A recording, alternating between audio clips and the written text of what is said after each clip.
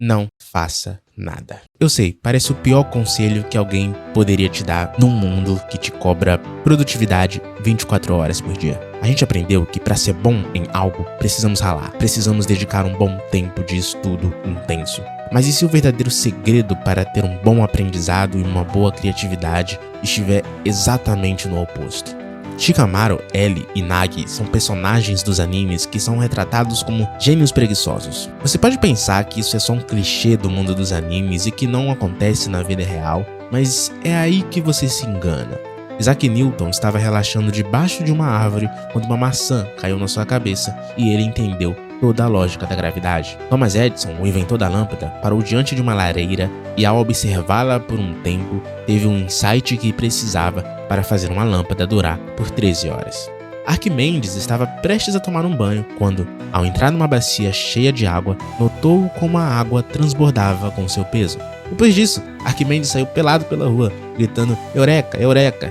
Ele, enfim, havia entendido o princípio de peso, volume e densidade. O que essas três figuras e esses três personagens têm em comum é o momento de tédio em suas vidas. Os criadores desses três personagens, inconscientemente ou não, notaram algo muito valioso sobre o nosso cérebro, que o que você precisa para aprender algo não são várias estratégias e ferramentas bonitas, mas sim um cérebro que consiga dizer não a tudo e focar numa única coisa.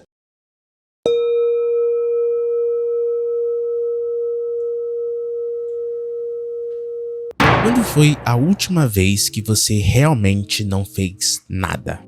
E com nada, eu não quero dizer esperar na fila com a cara no celular, ou dirigir ouvindo uma música ou um podcast. Eu digo nada mesmo. Sem telas, sem áudios, sem comidas, sem tarefas extras.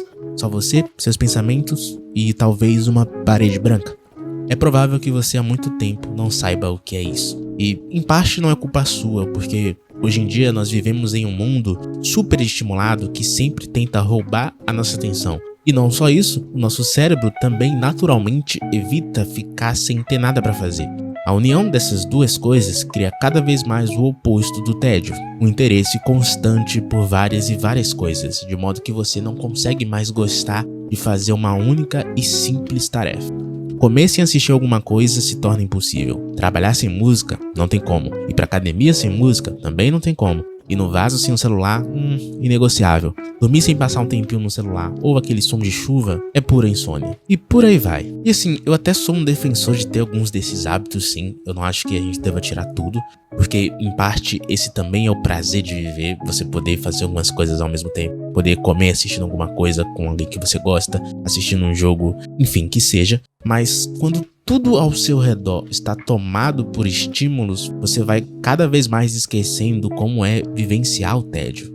Você está tentando realmente se concentrar em algo, mas então abre pela força do hábito uma rede social, vendo uma pessoa dançando ou uma pessoa mostrando a receita de uma comida que você nunca vai fazer. E quando você percebe que o tempo passou, você se sente meio perdido. Nota que já não tem mais tanto tempo quanto tinha antes e uma tristeza começa a surgir, sabe? E aí, quando você vai ver, toda a nossa vida passa diante dos nossos olhos sem nenhuma empolgação duradoura, sem nenhuma descoberta que mude a nossa vida e nos faça entender algo incrível. Aos poucos vamos sentindo uma frustração e cada vez nos afastamos mais do tédio.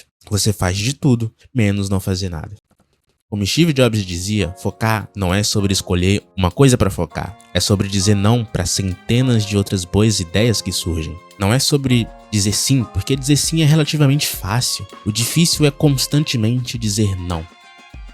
Tudo isso tem muita base na neurociência. O nosso cérebro, quando é bombardeado por esses estímulos constantes, reage de uma maneira muito específica que encontramos no livro Nação Dopamina. Imagine o prazer e a dor como uma gangorra, perfeitamente equilibrada. Esse é o estado neutro do seu cérebro, a homeostase. Quando você faz algo prazeroso, como comer um doce ou ver aquele vídeo super legal, o peso de dopamina é jogado de um lado e a balança pende para o prazer. É uma sensação ótima, uma sensação agradável. Mas o cérebro é obcecado pelo equilíbrio da homeostase, pelo equilíbrio da balança. Então, para compensar essa alta, ele imediatamente começa a adicionar pesos no lado oposto, o lado da dor. É por isso que, logo após alguns momentos de euforia, vem aquela leve sensação de vazio, como se tivesse algo muito estranho, entende? É porque a balança tentando voltar ao centro. É aquele momento que tá tudo dando certo, tá tudo indo muito bem, tá tudo muito agradável e você começa a falar, vai acontecer alguma coisa. É porque, querendo ou não, é sua balança tentando voltar pro meio. E assim, umas atividades ou outras nem desperta essa sensação. Porque a vida é uma constante luta de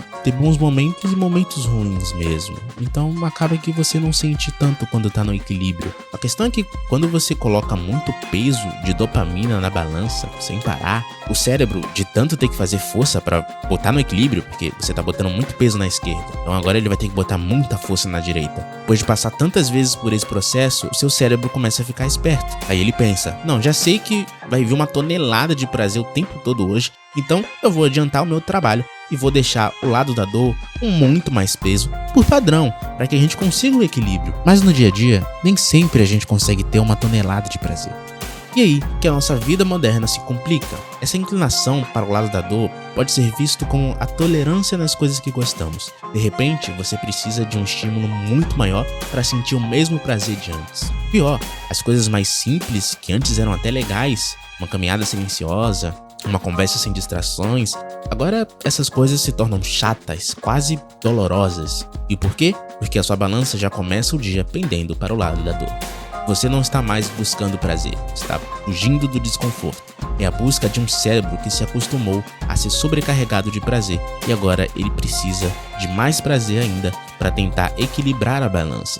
Acaba virando um ciclo vicioso. Você se sente ansioso e entediado, então busca um estímulo muito forte. Isso te alivia por um momento, mas faz o seu cérebro pender mais ainda para o lado da dor no longo prazo. E é o que te deixa ainda mais ansioso. É aquela sensação de, pô, tô triste. Então você faz alguma coisa que te deixa muito feliz, muito eufórico, muito emotivo, muito mais agradável. E depois de um tempo, bate aquela frustração.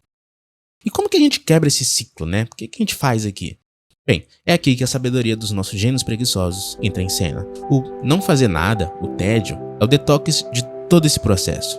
É o ato consciente de parar de jogar pesos na gangorra e simplesmente permitir que ela, lentamente, encontre o seu ponto de equilíbrio natural de novo. Porque lembra, o nosso cérebro ele sempre quer voltar pro meio. Então se ele percebe que é só ele que tá afundando, em algum momento ele tira o peso e volta pro meio. Você volta a ficar feliz com coisas simples.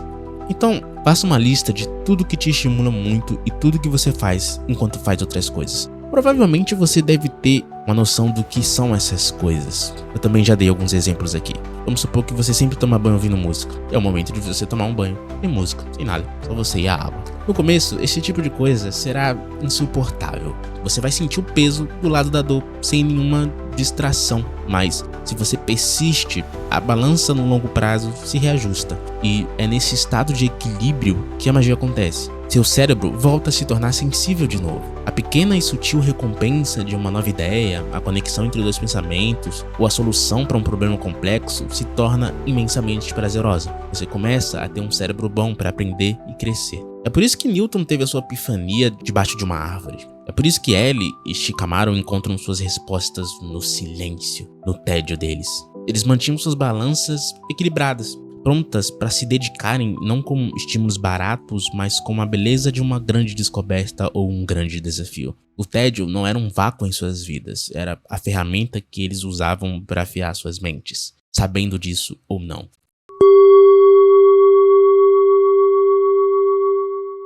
Nunca na história da humanidade tivemos tanto acesso a dados. Com alguns cliques, a gente pode ler sobre a Revolução Francesa, pode aprender sobre como cozinhar um prato tailandês e ver um tutorial de mecânica quântica. Por mais complexas que essas coisas sejam, elas estão sim no alcance dos nossos dedos. Nós passamos o dia inteiro coletando, salvando posts, adicionando vídeos à lista de assistir mais tarde, abrindo dezenas de abas no navegador, WhatsApp, YouTube, Google para uma pesquisa e por aí vai. Nossa mente se tornou um depósito gigantesco, abarrotado de informações, entretenimentos e tutoriais.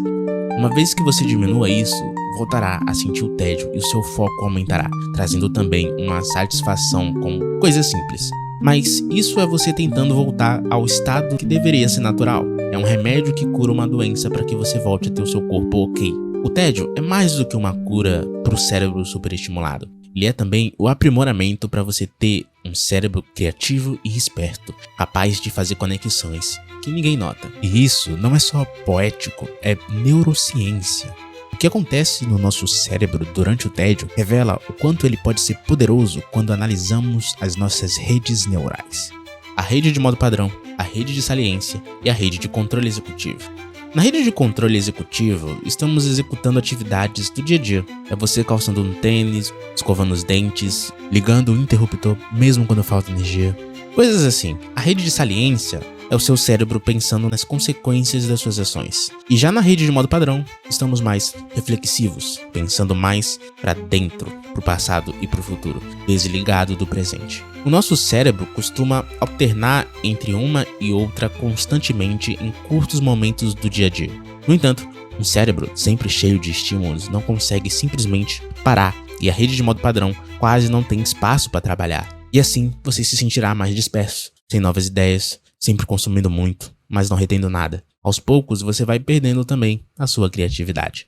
Mas quando você permite sua rede de modo padrão ter espaço para trabalhar, você desenvolve a habilidade de ativar as 3 redes neurais quase ao mesmo tempo. O nome disso é a criatividade. É quando chegamos no nível que temos ideias incríveis, que nos concentramos em algo de forma tão impactante que esquecemos do mundo ao nosso redor e as horas passam voando e ideias incríveis surgem na nossa mente. Porque estamos no estado de fluxo, estamos tão concentrados no agora e ao mesmo tempo em todas as coisas que já sabemos que encontramos ideias incríveis dentro desse foco máximo. Compreender coisas difíceis se tornam bem mais fáceis, pois agora estamos extremamente focados. Nossas 3 redes estão agora trocando entre elas numa velocidade tão incrível que parece que todas estão ligadas ao mesmo tempo. Esse é o auge do potencial que um cérebro entediado consegue alcançar. Mas tudo isso só acontece se você der espaço pro tédio.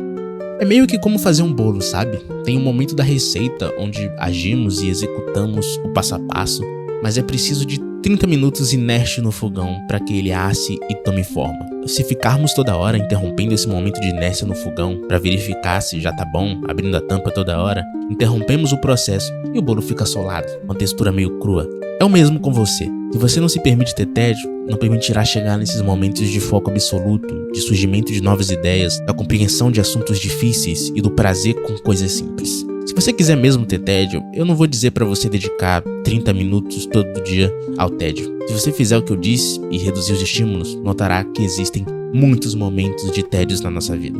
Ao acordar um pouco mais cedo e olhar pro teto, ao tomar um banho, ao sentar no vaso sem a cara no celular, ao comer, ao ir pra academia. Cara, são tantos e tantos momentos que não lhe faltará espaço pro tédio. Talvez seja interessante que você tenha um diário ou grave áudios pra si mesmo, conversando sobre si, como foi o seu dia. Esse tipo de reflexão pode te fazer encontrar coisas profundas que o tédio nos permite enxergar quando refletimos sobre nós mesmos. Como Sócrates dizia, conheça-te a si mesmo e conhecerás o universo. Mas mesmo assim, não gosto da ideia de fazer isso todo dia. Faça quando sentir que precisa refletir sobre si ou sobre algo. Se você tiver verdadeiros momentos de tédio, você saberá quando é hora de refletir sobre si. No fim, é tudo se você consegue realmente diminuir os seus estímulos e ter um estilo de vida mais calmo, leve e tranquilo. Tão calmo que você só precisa parar até que o tédio venha, permitindo que o seu cérebro passe pelo mesmo ritmo de redes neurais que os gênios experimentam em seus momentos de compreensão profunda. No fim, meu conselho continua o mesmo do início do vídeo. Apenas não faça nada.